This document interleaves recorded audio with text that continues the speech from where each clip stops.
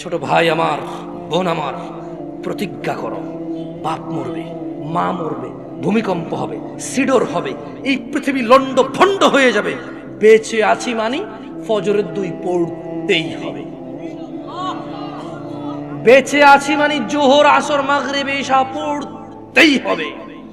একটু আগে সিগারেট খেয়েছি, একটু পরে আজান হয়েছে, নামাজ পড়তে হবে।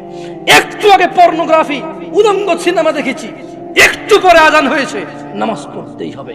ঘুমের মধ্যে কাপড় চোপড় নষ্ট হয়েছে, মা জানে, বাপ জানে, ভাবি জানে, বোন জানে, সবাই জানে। এখন গোসল করলে সবাই বুঝবে কেন গোসল করছো।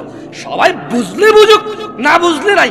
আরে বুঝলেই কি না বুঝলেই কি, আমার কাপড় নষ্ট হয়েছে, গোসল আমার ফরজ হয়েছে, আমি গোসল করবো, নামাজ পড়বো। রাতে আমার ঘুম আসে নাই, বন্ধু বান্ধবের পাল্লায় পড়ে সারা রাত বসে বসে উলঙ্গ ছবি দেখেছি, যা অত্যন্ত ঘৃণিত এবং যা আমার জীবনকে তছনছ করে দেবে, যা আমার জীবনের বরকত নষ্ট করে দেবে, যা আমাকে লাঞ্ছিত অপমানিত করবে, এমন অপরাধে লিপ্ত ছিলাম। কারণ এই জানাবে বিচার যে করবে, যে জানার সাথে জড়িত, সে অপদস্থ হবেই হবে। আখিরাতে তো তার আছেই।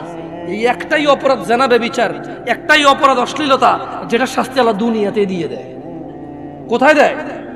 আখিরাতে তো আছেই। সারা রাত উলঙ্গ ছবি দেখেছো, দেখে নিজের জামা কাপড় নষ্ট করেছো, অপবিত্র করেছো নিজেকে, অসুবিধা নাই।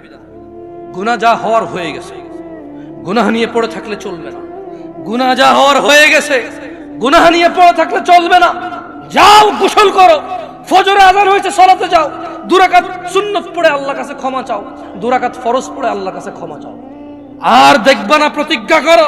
আবার দেখে ফেলেছো, অসুবিধা নাই, জোহরে আযান হয়েছে, যাও মসজিদে, যাও গোসল করে 2 রাকাত নামাজ পড়ো, আল্লাহর কাছে ক্ষমা চাও, প্রতিজ্ঞা করো, আর দেখবা না। আবার দেখে ফেলেছো, অসুবিধা নাই, পরের ওয়াক্ত আযান হয়েছে, যাও মসজিদে যাও। কারণ মনে রাখবা, সকল অপরাধ গুনাহ, নামাজ যদি ছুটে যায় কুফরিয়া শিরকি হয়ে যাবে, ছাড়া যাবে না নামাজ। আমি কি বুঝাইতে পেরেছি? তোমরা কি, আমি যে জন্য আসছি, আমি কি তোমাদেরকে কোনো মেসেজ দিতে পারছি?